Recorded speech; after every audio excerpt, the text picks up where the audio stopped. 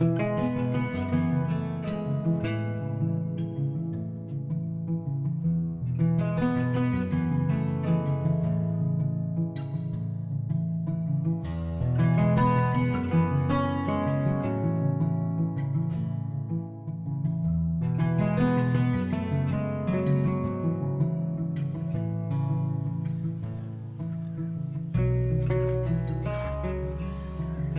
vänner och välkomna till Skillnadens trädgård.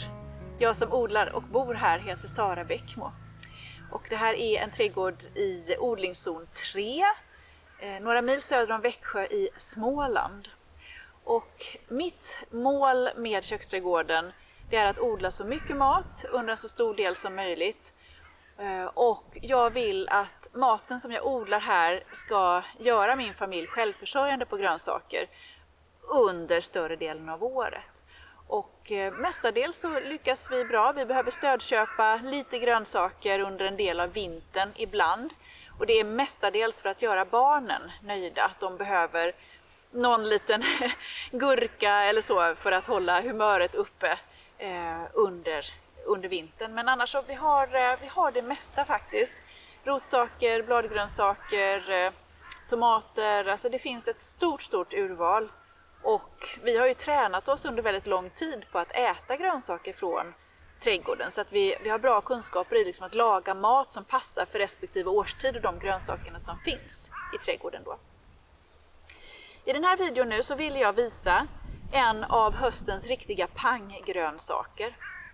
Och om du scrollar tillbaka i flödet av videor från Skillnadens trädgård och mig till våras så kommer du hitta en video där jag skördade jättestora fina pak choi-huvuden i mitt tunnelväxthus i våras. Kommer inte ihåg om det var april, maj någon gång där. Och nu när det är höst så återvänder jag till samma typ av grönsaker till stor del. Det är grönsaker som trivs och växer när det är väldigt kyligt ute. När det inte är så mycket solljus, alltså dagarna är kortare. Det är lite fuktigt i luften och inte så mycket skadedjur som är aktiva. Och en av de grödorna är pak choi. Och nu sitter vi här i ett av mina mittenkvarter i köksträdgården. Och här rensade jag ungefär halva landet i slutet av sommaren ungefär. Och sådde ett gäng rader med typiska höstgrönsaker. Så närmast kameran finns rädisor. Stora, grymt goda rädisor som vi fortfarande skördar jättemycket på. Jag har en rad med små salladsplantor som vi både äter och som kommer att planteras om sen i mitt tunnelväxthus. Och vi har jättemycket rucola. Och sen har jag också en rejäl rad med pak choi. Och alla de här grödorna är direktsådda. Och direktsådd det betyder att jag har sått dem alltså direkt på plats i jorden. Så de är inte förodlade. Utan de har såtts liksom direkt i jorden här. Och det passar bra att göra det på sensommaren. Då är det ofta lite fuktigare i jorden. Men det kräver också att jag har vattnat oerhört mycket för att få grönorna så här fina. Hoppas att ni hör fastän det blåser lite grann, men det är ju så på hösten. Jag tänkte att jag skulle skörda ett huvud och visa er hur pak choi kan se ut så här på höstkanten. Man kan ju skörda pak choi på flera olika sätt. Jag har med mig en liten kniv och sen skär jag helt enkelt av huvudet vid marken. Och det är ju för att jag har så himla stora och så många huvuden. Om man har ett fåtal plantor så kan man knäcka av blad för blad. Men nu tar jag min lilla kniv och sen skär jag helt enkelt här längs marken. Hej!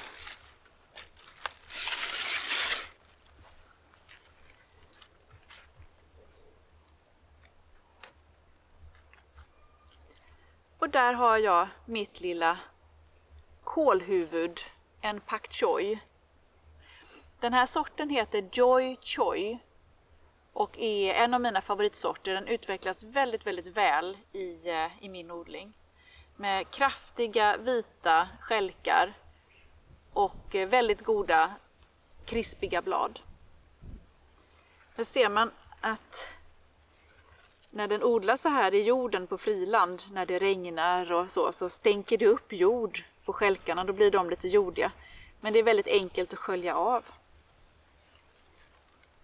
Så det är en jättefin pak choi att odla, skörda på hösten från en direktsådd i augusti. Pak choi utvecklas ju till stora fina plantor på bara 6 veckor. Så det är en grönsak som växer väldigt fort. Så jag hoppas att du är lite imponerad och tänker att det här var en väldigt fin planta. Men då ska du få följa med till en annan växtplats och se en ännu finare planta.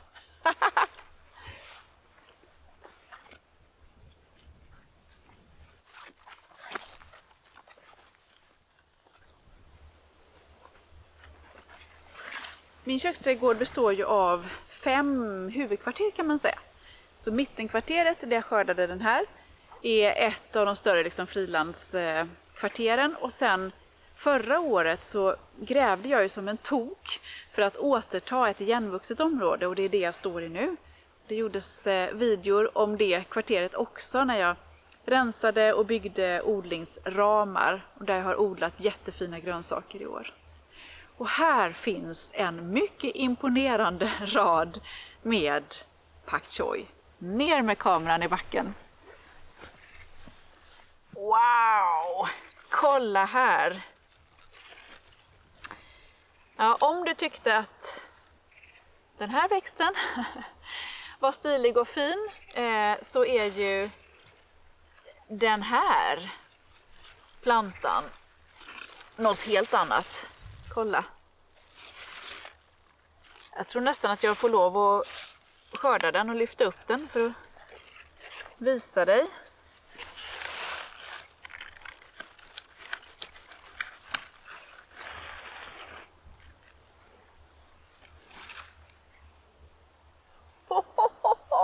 Kolla!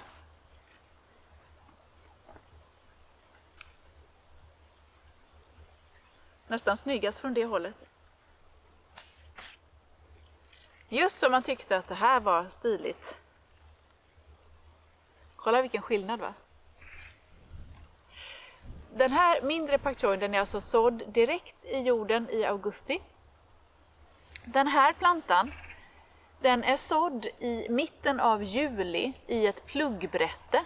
Alltså den är förodlad. Och den är planterad här på växtplatsen. Några veckor senare, kan det handla om 10 dagar eller så. Det går ju väldigt fort att förodla pak choi, och den måste ut på växtplatsen ganska tidigt. Och sen har den då stått några veckor längre bara på växtplatsen. Och den här upphöjda bädden är alltså en av de som jag snickrade förra året. På den här växtplatsen har jag odlat en elefantvitlök först. Och sen har jag skördat löken. Jag grävde ner bokashi-kompost. Och sen satte jag då ner pluggplantor av bondbönor i ena yttre kanten. Och sen var det en mix av salladskål, pak choi, lök, salladslök, rädisor och betor som jag odlar mestadels för blastens skull. Och sen har jag skördat. Ibland måste jag ge bort mat för att det är så himla mycket. Men det här är ju helt magnifikt. Jag skördade ett sånt här huvud för, vad kan det vara, 2 veckor sedan. Och det vägde 1,3 kilo. Så det är ju jättemycket mat.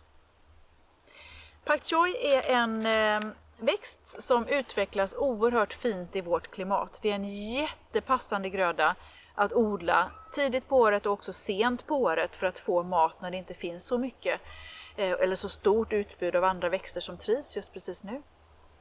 Så det är en växt som trivs när det är lite mörkare dagar, alltså kortare dagar, och också när det är svalare temperaturer och framförallt nu när det är fuktigt och fint i jorden. Vid de här tiderna på året, både sent och tidigt, så är ju inte heller skadedjuren så aktiva. Och det ser man ju eftersom bladen är väldigt intakta och fina. Inte några stora angrepp av sniglar eller larver eller så, utan väldigt, väldigt fint resultat. Så det är lite roligt att få visa. Framförallt så är det kul tycker jag att få visa trädgården och de grönsaker som är väldigt fina liksom i säsong just precis nu.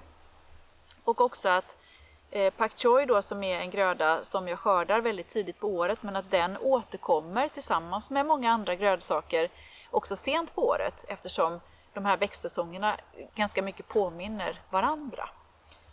Och det är ju bra, då ska man ju odla växter som trivs då, eller hur? Pak choi som odlas hemma är närodlad. Den har inte transporterats från väldigt långt bort och länder utanför Sverige. Den är odlad helt giftfritt, utan bekämpningsmedel och utan konstgödsel och liknande. Och den är väldigt, väldigt klimatsmart. Och den är smakrik och den är väldigt mycket godare än den som finns att köpa i mataffären. Och pak choi tillsammans med många av andra de här snabbväxande kålsorterna, som salladskål och grejer, är också väldigt prisvärda, så att man tjänar väldigt mycket på att odla dem själv. Sorten heter Joy Choi. En sort med vita stjälkar, kan bli väldigt, väldigt stor och trivs i vårt klimat. Så det är ett tips inför nästa år. Hoppas att du tänker att sån vill jag också ha hemma. Och titta vad glad man blir när man får lov att odla och skörda sin egen pak choi. Ska jag säga någonting om hur jag använder pak choi också, eftersom det är många som frågar om det. Och jag brukar för det mesta dela de här kraftiga stjälkarna i mindre bitar och steka på olika sätt. Den är jättegod att steka i olivolja, rapsolja, man kan ha någon av de här asiatiska såserna på om man önskar det, eller bara sallad. Min fotograf Ida bakom kameran tipsade om att hon gärna smörsteker den lätt och använder den tillsammans med alla andra grönsaker och liknande i tacos. Ida kan numera inte äta tacos utan pak choi, så hon kommer få en pak choi av mig när vi har slutat filma. Så det är väl ett fint tips. Tacos med hemodlad pak choi. Varmt tack för att du följer med i min trädgård här i mina videor på Youtube. Och vill du följa med och se min trädgård utvecklas och frodas och ta del av både lyckanden och misslyckanden, så tipsar jag dig om att bli medlem på Skillnadens. Nu under vintern så kommer det flera fina erbjudanden för den som är medlem. Bland annat några härliga gratisprodukter som jag kommer dela med mig av, en ljudbok bland annat. Och snart så är det också ett boksläpp i antågande, och då kommer flera fina förmåner i anslutning till det. Bli gärna medlem på Skillnadens, läs mer på www.sarabackmo.se. Länk till information om medlemskapet finns också i beskrivningen till den här videon. Hej då!